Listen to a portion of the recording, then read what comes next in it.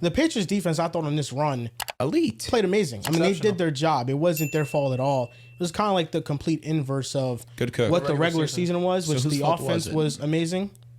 Yeah, I mean, the offense was at fault for it. It was terrible. There was some throws where I feel like both guys just, like Sam missed a couple throws too where it was just behind the wide receiver. Same thing with Drake. It's crazy because JSN was pretty much a non-factor. He should have had a touchdown. He should have had a 90-yarder. Yeah. That throw would have been tough. Yeah. Darnold missed 2 He was throws. wide open, but like it was rushed, people in his face. He just escaped. That would have been a tough throw. Elite quarterbacks make that throw. Except that's not elite.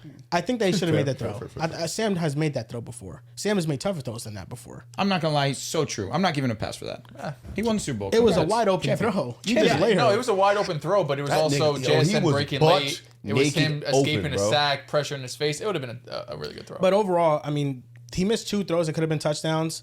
Could have had an even better game, but I mean, the game was not the most entertaining. No. Seahawks essentially dominated. It was pretty, I mean, it's the Super Bowl, so you're locked in, and it was low scoring, so it was always like a 2-possession game for majority, but not for a second. I'm actually glad we didn't go. Yeah, some games are just like this, though. Some games are just like this, like last year, Eagles against KC. No, that was entertaining. So you're telling me when it was 12-0, you didn't think like, hey, a touchdown? Not really, because New England could barely get a first down. Did they even get to field goal range? The shit that was killing me was they would get slightly above halfway, drives died. Yeah. They died. Well, because they were, we could get into the game now, they were just so bad on early downs. They were, in the first half, their average third down was 9.6 yards. They were not able to get anything going on first and second down. Drake May was struggling as is. Now you're seeing the Seattle defense going 3rd and 9, 3rd and 10 every single time. That's why they punted like 7 times in a row. I mean, Seattle's defense is special. We've been saying it all season long. Seattle and Houston, those are the 2 defenses that you feel like are in a tier of their own this season where they can score 14 points by themselves when it comes to turnovers or special teams. But in this game, it really caps off a terrible, terrible performance from Drake May and a terrible, terrible playoff run. And New England fans are sick about it. And New England fans, obviously, having the Boston ties compared to Jason Tatum on the 2022 run. I disagree because Tatum was way worse. Tatum was only bad in the finals. True. Right? Like Tatum, the first 3 rounds was good. Like against the Nets, he was great. Against the Bucks, he was great. Against the Heat, he was really good. This is an odd conundrum in which Dells is a Jets fan that's a Celtics fan, so he's kind of like Drake May awful the entire time, but no, don't say Tatum was bad. He was far from awful. He was amazing in that run. Because if you want to say like just the finals, sure, but Drake was bad. The Chargers game, I thought he was okay. The next 2 games were really bad, and then the Super Bowl he was really bad.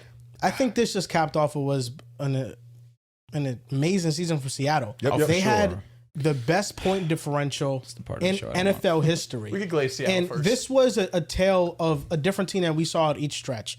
The first half stretch for Seattle, well, number one, I want to get to the offseason stuff because this team was doubted in the offseason after trading Geno Smith and DK Metcalf, and the moves they made in the draft, Gray Zabel, Nick Amenawari, they were home runs. And this defense we knew was going to be an elite unit this year, but we didn't know what version of Sam Darnold we were going to get, especially in this new look offense with Clint Kubiak, who had moments of brilliance, but didn't have a full season of it. And this was his moment to prove it in Seattle, and he clearly did by getting a head coaching job in Vegas. But in the first half of the season, Sam Darnold was the most efficient quarterback in the NFL. And the games that Seattle lost was mostly due to their defense. Like, their defense gave up a ton of points against Tampa Bay, and they couldn't get a stop in that one, but they were mostly injured. And then in the second half of the season, Sam Darnold's play drops off, and that defense gets healthy, and they become the best defense in the NFL. They're shutting teams out outside of the matchups against the Rams and Matthew Stafford. The run game picks up with the Rashid Shaheed trade. The special teams has been amazing. Jason Myers just finished the season with over 200 points made on the year. Should have been MVP. That has been steady all year long. Another mistake by the Jets. And then in the playoffs, all of it came together in different segments. Against the 49ers, the defense was shut down. They didn't need Sam Darnold to have an amazing game. He just played to the flow of the game. Kenneth Walker had 3 touchdowns, and he really broke out from Week 18 to the Super Bowl. Kenneth Walker was the best player on offense. He made a lot of money. And then in the conference championship, Sam Darnold conquering his demons against the Rams. Every matchup, he's had turnovers. He has a turnover-free game. His money on third down, 346 yards, 3 touchdowns, and in a game in which the defense really struggled, they needed that level of performance from Sam Darnold to even get to this moment. And then in the Super Bowl, it was the complete identity of what Seattle's been. This is an elite defensive unit, one of the most complete defenses that we've seen in our lifetimes, that they don't have like a true standout star, like per se, like a lot of Aaron Donald or, other teams have had like variation of that. You'd argue Spoon's that? I think Devon Witherspoon is an all-pro. I think he is definitely a star on their team, but they have a multitude of them. Nobody's the best at their position on the team. It's the Leonard Williams of the world, the Byron Murphys, the Derek Halls, the DeMarcus Lawrences that, they signed from free agency. And this was an all-time defensive performance against the Patriots.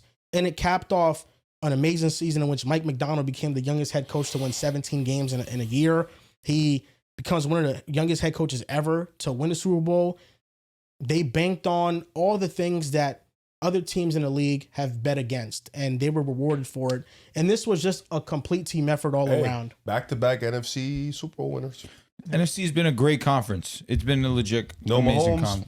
Shout out, thank God. It's been the better roster conference. Yeah, for sure. That's what it's been. It's been that. Yeah. It's Top just end Mahomes. AFC's always been quarterbacks, and NFC's been rosters. We got some rosters over here, man. Some elite rosters. Starting to catch up with the quarterbacks, though. Sam, Caleb, Purdy. And the list. Nevertheless. Dude, what? I threw Purdy in there. Why'd you say Caleb, though? He's one of them guys. We're talking about Lamar, and this is such a drop off. It's just not even You see funny. how we started with Lamar? I respect you. I respect Lamar. I just said I love Josh. He did say that. You lied. It's He so said that. bad. That mattered. It That did. mattered. No? Things don't matter to me when Maybe you speak. 2026 return to Can I ask you a question? Why can't you let another man grow? Because he's a liar. He's manipulative. He's Okay. a liar. Okay. Can you let him speak? He's speaking his truth. He's just such an asshole. Oh, wow. And Okay, now I can understand if his you word interrupt. means nothing. Excuse me. His word means nothing to me anymore because all he does is lie to me and gets me to that moment of climax and then completely edges the hell Wait, out what of did me. I lie about? That Josh shit. Because I know you're gonna say something slick in a week or two for no Just reason. because I say something slick doesn't mean I don't love him. I think he's a great guy. You don't even know the guy. He seems like a great guy. What's his number? 17. All right, just tested you. Now, real quick, I'll give Seattle some love. Amazing turnaround, man. Just like amazing turnaround. Congrats, I guess. Congratulations. I guess. Shout out to my brother, Shout out to Kevin. Kev. It's the only Seattle anything that I'm happy for. I'm happy for Sam Darnold. Let me just start there. I'm happy for Sam. All hate aside, the turnaround that he had in his career is once in a lifetime. Genuinely. Like, he has completely turned how you perceive him, the narrative on his name, everything Sam Darnold. What a comeback story that he is. Genuinely inspirational. I'm not even trying to make a joke, truthfully. As for Seattle, they've been who they've been all season long. Like you stated, they're an elite defense that just needed timely players from their offense. And what was one of the more efficient pass offenses in the league in the postseason completely changed its identity offensively, where it said, we need to rely on the run game. Kenny Walker, you need to be our guy that we rely on, and we give you 20 touches a game, and you take us there. And Dels, you said it passingly, he earned himself a lot of money in weeks 18 to all the way to the Super Bowl. One of the most impressive players in that run, that span, has been Ken Walker. What he was able to do on the ground as a pass catcher, we know that that's an underrated part of his game, but how efficient he was with his touches. Going up against the Patriots, who have been one of the better rush defenses in the league while Milton Williams has been on that field, didn't matter. He did whatever he wanted in this game and was deserved Super Bowl MVP. So the takeaway for me after this with Seattle is Ken Walker made himself a lot of money. And maybe he's not a Seattle Seahawk. Maybe they decide to tag him. Who knows what they do. But one thing's for certain, he got himself a bag. Yep. I think Okay, no problem. I'm That's sorry. all right. I talked a lot. It's took fine. the You can long talk. pause, and I thought that was The long pause is for dramatic effect, but I can understand. My fault. I thought that was like your. I'm more than okay to stop talking about Seattle in a positive way. Kenneth was great, man. He was a superstar, Bro, there was man. moments where you're thinking like sack or like he's about to lose yards, and he just rips off right off the sideline and is able to go up to see him. He was dope. He was. Credit to New Are you England's laughing defense. at him for saying sack? And No, run? I'm just happy that Kenneth Walker's finally getting his respect. I mean, Kenneth Walker truthers have been here. He just hasn't had the offensive line of the low to produce like this. But then we saw it on the biggest stage. He's a superstar. Like, he's easily a top 10 running back in the league. Borderline. Top 10 is For running backs, Like his the top guys 10 that is are superstar. Derrick Henry, Saquon Barkley, Jonathan Taylor, Bijan Robinson, Devon A. Chan, Jahmyr Jahmyr Gibbs. James After Cook. that, James Cook, then is Ken Walker. I don't think he's a superstar. Kyren Williams. Come on, be serious. Oh my God. You have some fucking nerve. You dapped the man. You took a picture with him, and you have the audacity to come up here that's on some fucking fanboy camera and fucking say this bullshit? You gotta be fucking kidding me. Oh, man. Be serious, though. Kenneth Walker's better. What the fuck does he do better than him? He's more explosive. He breaks tackles better. Easily. Breaks tackles? Yeah, he does. Kenneth Walker was the number Let's one not graded. knock Kenneth Walker. He had a great Ken- run. Kenneth Let's Walker- not, you know what I'm Kenneth saying? Walker has- I get it, At I what get it. point do we respect Bro. Kyren, who's done a year in, year out? Kenneth I like Walker. Kyren. What do you I'm mean? saying. Kenneth Walker had 1,000 as a rookie. Last year, he barely I missed think, it. I think on a per touch basis, Kenneth Walker, Kenneth's better, but You're Kyren, so in the moment, it fucking Kyren kills me. Kyren just had a bigger workload throughout his career. Kenneth has always either been a 1A, 1B, the offensive line. It's not in the wouldn't moment. allow him to I feel like play I've been one ranking back. Kenneth over Kyren. You might have. This is not He's in the always moment been a thing. Kenneth guy, so he definitely has. Yeah, I mean, Kenneth Ain't no Walker is fucking my, way before my week RB10. 18 to right now, you would say out loud, Kyren Williams is not Well, better. now he can say it out loud. Now he you was can't. he was And during productive. the He was season, more he was my productive. RB10, Kenneth. I think he was over Kyren. I can't remember, but I think he was. They're probably in the same area. If they were, if they're anything, I mean, dude, Kyren's probably Kenneth not. Walker You know what I mean? was always somebody that got held for back sure. mightily I by see this if I can offense. And we find all it. know that. That's a fact. That's a fact. When you just take out any comparison and you can just acknowledge the player that is Ken Walker, Yeah. it's so much fun to talk about him because he's a guy that we all knew should have gotten more opportunity, never needed a complimentary back because they used Charbonnet as like the bruiser. But in reality, Ken Walker is he one could of the be it all. stronger. He literally is an all-around back. And Seattle, for whatever When's the last reason, time he had won 1,000? Well, he just had 1,000 He yards just this did year. this year. Let me ask you a serious question.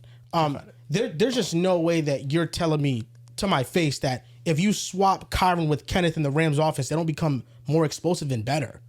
More explosive, yeah. Like Kenneth Walker on the Rams, what the hell does that look like? 27. You got it. But you got to think Charbonnet is I mean, this is like 1,027 on Corum limited got touches. involved. Yeah. That's basically what Is Kenneth this, has had is, throughout this his a, career. is this? I don't want to. I hate to bring him up. Is this a Terry year? I hate bringing Terry him up. never looked as good as Ken Walker did in this Okay. run ever. I mean, that's respect. Last year in Let the me compare playoffs, him Terry and Kyren. McLaurin was electric. He wasn't Ken. Let me play him and Kyren. I'm not saying he Let's was, compare, but let's you're compare. down compare him playing to Terry. Kyren. I'm gonna compare. Let's stat watch for a This is little an bit. elite year from Kyren this year. It was, yeah. Kyren was amazing. I mean, this year. You wanted to be yards, more he probably- efficient. Kyren He won gave that you something. 4.7. You want to be more efficient. You did that. We know what he is with the hands. Yeah, but Kyren benefited a lot from yards before contact. The offensive line for the Rams was dominant this year as a for run sure. blocking And last unit. year he started off shitty, but ended the year really strong. Kyren versus Kenneth Walker yards after contact number, they're worlds apart. Are they? Kenneth Walker breaks more tackles. He gets more yards after contact. Yeah. He was PFF's number one graded running back this entire season. PFF. Yeah, I mean, it means something. We hate PFF. I mean, it means on here. something. I don't think Kenneth You Walker is just the pick and best choose. running back in the league, I but know, clearly 'cause the just hitting 1,027 isn't a real indictment on how great he is. I agree. Because of the volume. And no, and of the course. touches. And he had Sharby behind him, which is going to take away some I love. just think overall, like Kenneth Walker, Kyren Williams is a really good back, but Kenneth Walker just he's just a better athlete. You just He's a better back. Yards before contact rate. Does that matter to anybody? read it. Kyren Williams 3.5. Kenneth Walker negative 1.8. That's Okay. pretty funny. So that means Kyren's getting Kyren's 3.5 line's better. yards. Yards space. after contact. Kenneth Walker 10.9. Kyren 4.3. 10.9 is fucking Yeah. nuts. Is I that don't just his playoffs? Now this is a Regular season. This is right Advanced. though. I don't know what that Yeah. is. The PFF number is gonna be different because You I want- don't you think he's wanna getting 10 yards after contact. You know- I'm like, what the fuck? Yeah, no, he's nuts. not. But Yeah. overall, I think what But that it shows. depicts It shows, yeah. is that Kyren benefits a lot from his offensive line. Kenneth Walker doesn't. Well, he's still But then when they're asked to do more and shed blocks and break tackles, Kenneth is clearly superior. Yeah, to I him. think Kenneth does more with his touches. I think Kenneth's more explosive back. Around the goal line, Kyren showed to be one of the better goal line running Also, backs. better blocker. Give me Yeah, I Kyren. don't think Kenneth's a great. I think there's a reason why Kenneth was never given the full workload. Well Part of said. that was injuries. Part of that was fumbling issues. Part of that was blocking. But he's shown like if you just need a downhill runner, an explosive guy, he's gonna be one of the best. And he's gonna 100%. get paid. Like you're talking, you're saying 15 That was million an a year. accident. It's just because I was thinking about the maybe like franchise 10, tag. maybe like But I 10, think 12. he had like 10 to 12, especially on the open market. He's going to have suitors. Seattle has money. I'm sure they're going to want to bring him back. Seattle has to bring him Sharp's coming off an ACL tear. You don't have another running back. What? Oh, I thought you were trying to say something. Fucking dickhead. Yeah, but it does feel like those Seattle put Kenneth in bubble wrap, and then when they needed him the most, Yeah, they just let him what loose. they did because Sharps tears his ACL in the playoffs, and then Kenneth's good to go. Kenneth was awesome. Defense was awesome. But yeah, I mean Seattle. Sam did a job. Seattle they're a great team, great story. A lot of people ask why Jets fans love Sam Darnold because listen, there's plenty of Jets players that leave that fans fucking hate. You know, I think Zach Wilson's probably one of them. It's not because Zach Wilson sucks; it's because of his attitude a lot of the time. I think after that New England game when we lost like 10-3, he's up there at the podium saying, "No, I think I done my job. I think we were good enough on offense," and he fucking averaged like 2 yards a fucking play.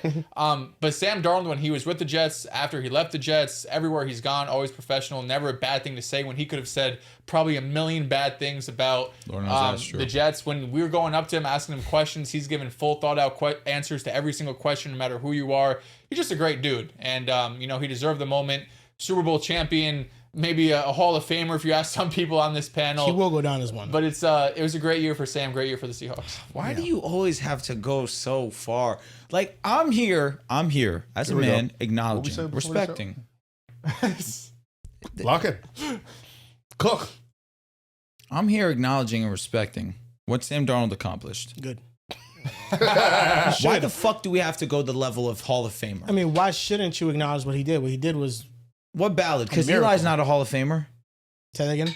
Eli, not a Hall of He's Famer gonna be yet. one though. God He will willing. He will be. Hopefully. God He will willing. be. Sam needs to do a decent amount more to be a Hall of Famer. For sure. He's not a Hall Eli, of Famer top right 10 now. touchdowns, top 10 in yards, 2 Super Bowls, 2 Super Bowl MVPs. Sam Wasn't enough Sam yet. isn't close to Not that. getting the MVP hurts a lot. It hurts a lot. It hurts the case, but I think when it's all said and done, Sam will be in it. I think Eli will be in it. I know Eli he's having a definitely. tough time. Maybe Sam- Eli will probably get in maybe a year or two later. I'm not saying Sam's going to be a first ballot. Sam, guy, I'm giving like a 20%. but you can't Like a tell fifth ballot? you can't tell the story of the NFL without Sam Darnold. You can't. You can't. And that's going to do it for the Pick Aside podcast. The story like of and this subscribe. season, the story of this game was the defense. Sam Darnold. Well, the What story the of the fuck do you season. mean you can't tell the story of the can't. NFL without You can't. Sam? Okay, Sam buddy. Darnold is What one do of the you greatest mean by career that? turnarounds in history. He did. When the NFL goes and makes a documentary about the greatest turnarounds in NFL, Sam Darnold will be Like on the third. poster of it. Like third. No, he will be on the poster of it. We're in modern ages, baby. 20 years from now, when they're making documentaries, he will be the poster child of what's going You on. forget about the NFL, bro. The NFL loves the plumbers. They love them. Yeah, and they should, because you should respect the players who have paved the way. But I think Sam Darnold will go down in history. It's going to be one of the greatest career turnarounds. And sure. I think that he'll continue to play well. Like, I don't think he's going to go anywhere at all. No. And I think that when it's all said and done, because of his story and because of the stats he's going to put up, he will be one.